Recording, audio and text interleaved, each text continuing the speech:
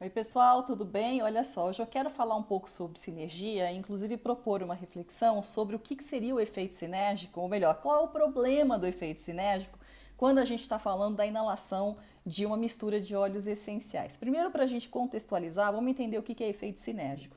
Efeito sinérgico é quando você mistura duas substâncias, previamente você conhece o resultado da ação das substâncias individualmente, mas aí você mistura as duas substâncias ou mais de duas substâncias e você descobre que o resultado daquela ação é maior do que a soma das partes. Por exemplo, pegou a substância 1, testou em cima de um micro-organismo e aí o halo de inibição lá na plaquinha de Petri, um número didático foi 1.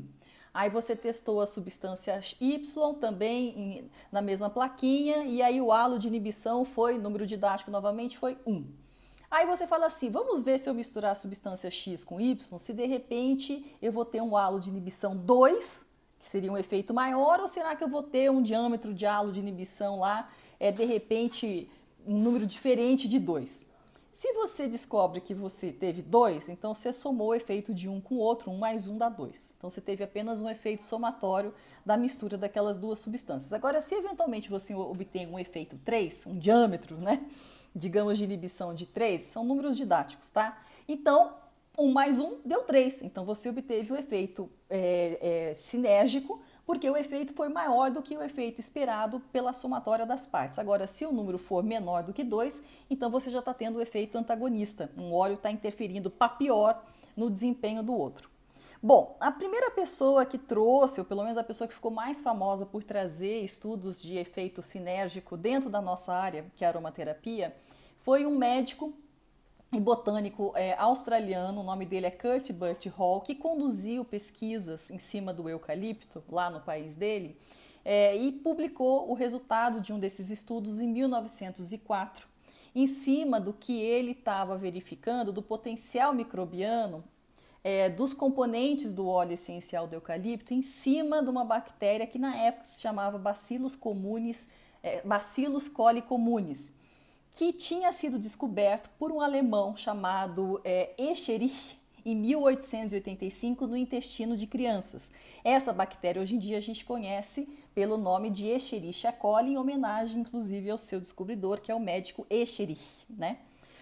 Bom, e aí então o que o Kurt Burt fez? Ele pegou o cineol, que é o composto majoritário do óleo essencial de eucalipto, jogou lá em cima, jogou lá no experimento dele, em cima do disco, para verificar o quanto que inibia a tal da bactéria. Bom, levou 8 horas para inibir a bactéria. Aí ele catou o aroma dendral, que é um aldeído minoritário no óleo de eucalipto, colocou lá para verificar em quanto tempo que se inibia a bactéria, levou 10 minutos. Aí ele pegou a piperitona, que é uma acetona que aparece no óleo, levou 40 minutos.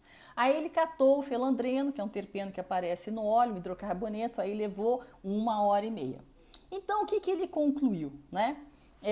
Que o efeito sinérgico do óleo essencial de eucalipto é um efeito que se deve a todos os seus componentes, porque apenas o cineol, que é o composto majoritário, tem um efeito muito pior para inibir essa bactéria do que os seus compostos minoritários.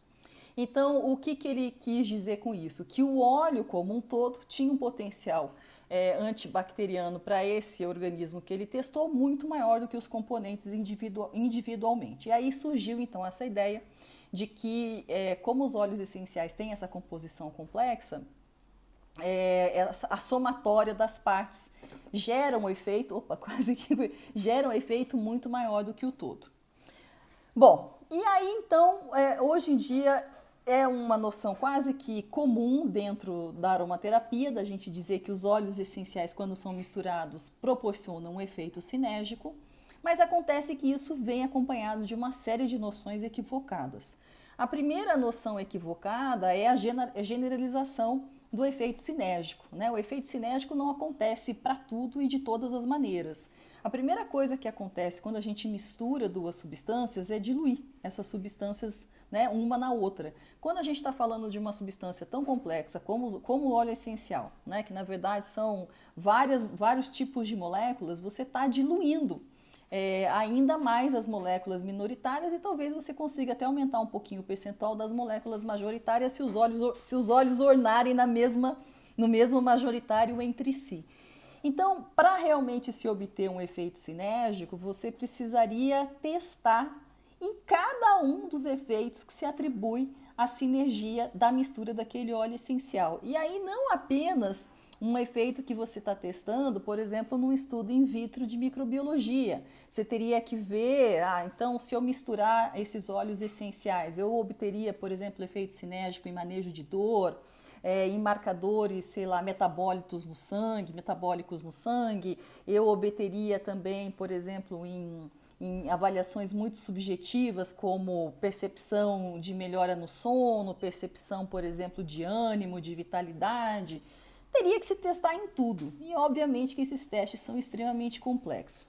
Eu quero dar um exemplo, né, da complexidade disso. Vamos imaginar que você vai fazer uma avaliação se um único óleo essencial, até para recuperar um exemplo que eu estava discutindo ontem com as minhas ex-alunas, você vai fazer um estudo para verificar se uma mistura de óleos essenciais acaba fazendo com que o roxo de uma batida na perna melhore mais rápido que se você aplicar apenas um dos óleos essenciais no roxo da perna. Então vamos imaginar que você pegue lá o óleo clássico para roxos, que é Immortelle. Aí você resolve misturar essa Immortelle, por exemplo, a Immortelle junto com cisto, junto com cipreste, junto com gerânio. Porque esses outros 3 óleos essenciais também têm indicação na literatura para roxos e hematomas. Aí você precisa verificar se o teu experimento não está feito de maneira que um resultado vai estar enviesado por qualquer fator que está diferente do outro. E isso, em caso de roxo, é uma coisa super fácil de acontecer. Porque imagina assim, quando a gente está falando de roxo, a gente está falando basicamente do quê? Um extravasamento de sangue. E aí aquela mudança de coloração vai acontecendo porque no sangue tem hemoglobina, dentro da hemoglobina tem ferro e o ferro vai se oxidando. E à medida que o ferro vai se oxidando, a hemoglobina vai mudando, vai derivando outras substâncias e termina, no final das contas, virando uma hemociderina, que é uma substância que tem uma coloração amarronzada. Então, o último estágio do roxo é aquele marrom na pele, de lá você já sabe que a pele vai voltar na sua coloração natural. Então, depois que houve esse extravasamento no sangue, esse processo começa a acontecer e esse sangue ele vai coagulando e você precisa ter ação de macrófagos para limpar, digamos, esse extravasamento de sangue do corpo. Muito bem. E também você vai ter toda essa resposta inflamatória lá, se houve uma lesão, aquela coisa toda. Lesão há, senão não há extravasamento de sangue. Bom, mas enfim. Então, para você melhorar o processo do roxo, porque ele naturalmente ele se resolve em 1 a 4 semanas, primeira coisa que você tem que fazer é assim, fazer uma vasoconstrição na hora da pancada para você diminuir a velocidade e o tamanho do extravasamento do sangue. Isso você faz gelo, né?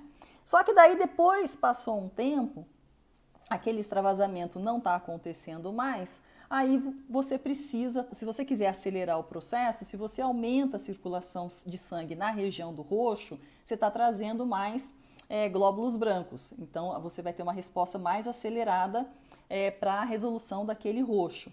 Se você utilizar substâncias que são, por exemplo, anticoagulantes, talvez você também facilite o trabalho do corpo eliminar aquele roxo. Então você poderia pensar, por exemplo, em aquecer a região, né? Depois, sei lá, de uns 2 dias da pancada, você poderia, por exemplo, imaginar uma pomada com algum anticoagulante, como uma heparina. Então esse é o racional da coisa.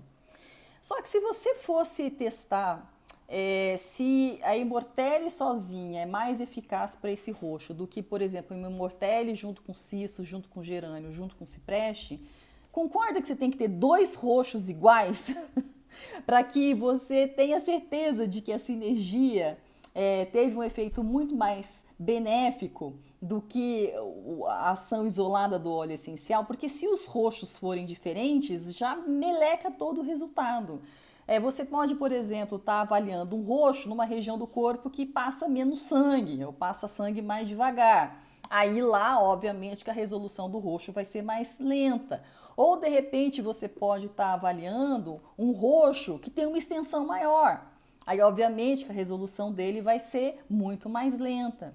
Então, esse tipo de coisa que a gente fala assim, usa essa sinergia porque o resultado vai ser melhor, isso no dia a dia é muito enviesado, é uma percepção que a gente tem. Mas para você ter certeza do que você está falando, só se você comparasse com o efeito individual dos componentes daquela sinergia na mesma situação. E essa coisa de mesma situação é bem complicado da gente conseguir mimetizar, né? Pelo menos nesse caso do roxo já entendemos como que é difícil. Então, de qualquer maneira, esse hábito que nós cultivamos dentro da aromaterapia, de sempre usar formulações com mais óleos essenciais do que um único óleo por vez, vem então dessa herança que nós ganhamos do Kurt Burt Hall e de uma certa percepção de que mais é mais. Mas isso nem sempre acontece, né? Mesmo porque se você estiver falando de um efeito que você consegue medir objetivamente, o mais é muito fácil de você perceber. Então, por exemplo, no caso do halo de inibição numa plaquinha de Petri, você está vendo o negócio lá, você mede o diâmetro, você sabe se o negócio é maior ou menor. Você vai medir, por exemplo, colesterol no sangue. Você faz um exame, você sabe se o negócio se o índice é maior ou menor. Você vai medir, por exemplo, pressão arterial. Aí você vai medir lá milímetros de mercúrio, você vai saber se o negócio está diminuindo ou está abaixando. Quando as coisas já dependem, digamos assim, de você verificar uma coloração na pele de um hematoma, você já começa a precisar ter escalas de comparação. Então, talvez você tivesse que ter, por exemplo, umas fitinhas coloridas para você poder comparar se está roxo azulado, se está mais amarelado, se está mais amarronzado. Porque só de olhar é o que você acha que é roxo, é o que você acha que é amarelo, é o que você acha que é marrom. Então, talvez você já tivesse que precisar de umas fitinhas para colocar um pouco mais de objetividade na análise da coloração da tua pele. A extensão até dá para você medir com a régua, agora a profundidade também já é uma coisa um pouco mais complicada. Agora, mais complicado ainda seria a gente avaliar efeitos, né, resultados que dependem de uma avaliação subjetiva autorreferida. Quer ver uma coisa complicada? Por exemplo, dor, né? Dor é um fenômeno eminentemente subjetivo. Você tem um estímulo que é chamado de um estímulo nocivo, né? Então esse estímulo nocivo ele gera o que se chama de nocicepção, que seria o seguinte, ok, alguma coisa quente ou alguma coisa perfurou a minha pele. Isso é um estímulo que chega lá no teu cérebro. Agora, se isso te causou dor maior ou dor menor, já é uma elaboração do seu psiquismo em cima daquele estímulo nociceptivo. Então, a dor, ela pode ser maior ou menor se o mesmo estilo for aplicado em duas pessoas diferentes. Inclusive, pode ser maior ou menor na mesma pessoa, dependendo de N fatores de como que a pessoa está naquele momento, inclusive até do que ela está cheirando, né? Quando se faz estudos, por exemplo, de percepção de dor com aromaterapia, uma das maiores falhas que eu vejo nos artigos que eu leio é checar primeiramente se a pessoa gosta ou não gosta do cheiro que ela está sentindo. Porque em algumas pesquisas que foram feitas em psicologia do olfato com finalidade de marketing olfativo, que são muito melhores do que qualquer pesquisa que vocês vão encontrar aí na área terapêutica, o pessoal do marketing olfativo está anos-luz de entender o olfato, porque eles estão interessados em rapidamente ter resultado para ganhar dinheiro do que esse povo de terapia. Então, todo mundo sabe, vai colocar um cheiro que as pessoas não gostam, o efeito é inverso daquele que você estava esperando. Então, é muito difícil você, por exemplo, fazer um ensaio em que as pessoas vão cheirar a lavanda para ver se a percepção de dor delas diminuiu, e aí você fala o seguinte, pô, mas eu nem sei se a pessoa gosta ou não gosta de lavanda. Eu não sei se a pessoa gosta da lavanda 50%, mas se tiver 100% ela já acha ruim e fica irritada. E aí é claro que quando você está irritada, a percepção de dor sempre aumenta. Eu não sei se a lavanda que ela gosta é quando a lavanda está diluída 10%, aí vira um cheiro suave, aí a pessoa gosta. Ninguém faz esse tipo de pré-teste, né? Então imagina que você está lá avaliando o efeito sinérgico de dor e você vai testar isoladamente o efeito da lavanda e você vai testar o efeito do capim-limão. Vamos supor que todo mundo que está testando gosta tanto da lavanda quanto do capim-limão, para facilitar aqui o nosso raciocínio. Aí você falou assim, pô, quando a pessoa está inalando lavanda, ela sente 50% da dor. Quando ela está inalando capim-limão, ela sente só 80% da dor. Então a lavanda é mais efetiva porque a percepção da dor é menor. Mas vamos ver o que acontece se eu misturar a lavanda com capim-limão, se de repente a percepção de dor vai ficar mais intensa ou vai ficar menos intensa. Aí, para facilitar, você vai misturar metade de um, metade de outro. Vai fazer uma sinergia de 50% de lavanda e 50% de capim-limão. Bom, e aí o que acontece? Você vai todo feliz, achando que se você obteve um efeito de, por exemplo, 60% na percepção de dor, você obteve um efeito sinérgico, né? De repente. E aí você fala assim, pô, legal, misturei e agora eu consigo provar que a percepção de dor melhora se a pessoa está fazendo a inalação da mistura de lavanda com capim-limão. Não se prendam muito nos valores, tá? Se prendam mais no raciocínio da coisa. Aí é que a porca torce o rabo. Porque o olfato e a percepção olfativa é feita de tal maneira que você juntar lavanda com capim-limão não significa que você continua percebendo a lavanda distintamente do capim-limão na hora que você está inalando a sinergia, ou a melhor, a mistura. Não vou falar sinergia, porque senão a gente embaralha muitos conceitos, que você está inalando a mistura. Misturar o capim-limão com a lavanda te cria uma terceira entidade que não é nem apenas a lavanda e nem apenas o capim-limão. E essa terceira entidade, sendo algo diferente, porque você já não sente mais distintamente as duas coisas separadas, faz com que, na verdade, você não esteja avaliando uma mistura. Você está avaliando uma terceira individualidade. Uma terceira individualidade aromática completamente diferente da outra. E aí, como é que você vai colocar a mão no teu fogo para dizer que houve um efeito sinérgico se a percepção já não é mais como se fosse a somatória das duas coisas? Então, eu vejo que é um negócio difícil demais se você não limpar todos esses conceitos e não tiver muito claro o que é o fenômeno olfativo, de você avaliar se a inalação de um monte de óleo essencial é mais eficaz ou menos eficaz do que a inalação de um único óleo essencial. Por quê? Porque a percepção da mistura não é a percepção das partes, mas a percepção de um todo que tem a sua própria individualidade.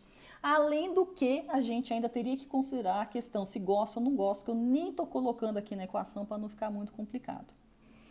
Dito tudo isso, vem a pergunta, tá, então vale a pena a gente ficar misturando um monte de óleo essencial para fazer uma formulação ou vamos trabalhar apenas com um único óleo essencial no pau da goiaba com dois? Eu tendo a agir da seguinte maneira, quando eu estou falando do fenômeno olfativo, e aí eu quero trabalhar com aromacologia ou então com psicoaromaterapia de matriz energética sutil, eu trabalho com realmente muitos óleos essenciais. Porque eu estou visando o perfume daquela mistura de óleos essenciais. Eu não estou pensando exatamente que aquela molécula X vai ter uma ação farmacológica Y. Nem penso nessas questões. É o fenômeno olfativo. Agora, quando eu estou trabalhando bem na linha assim de uma coisa de farmacologia, aí eu tendo a usar um óleo essencial, no máximo 2, estourando 3. Mas normalmente eu gosto de trabalhar com um único óleo essencial. Por quê? Porque daí eu acho que é muito mais fácil você saber o que aquele óleo essencial está fazendo ou não está fazendo, conforme aquele protocolo que você, aquela posologia que você montou e aquele objetivo que você estabeleceu, né? Porque realmente assim, você vai trabalhar com uma infecção, aí você vai inalar óleo essencial. Quem diz que inalar tomilho com titri, com louro, com bergamota é mais eficiente do que apenas inalar o tomilho? Ninguém sabe. Quem disser que é melhor está chutando.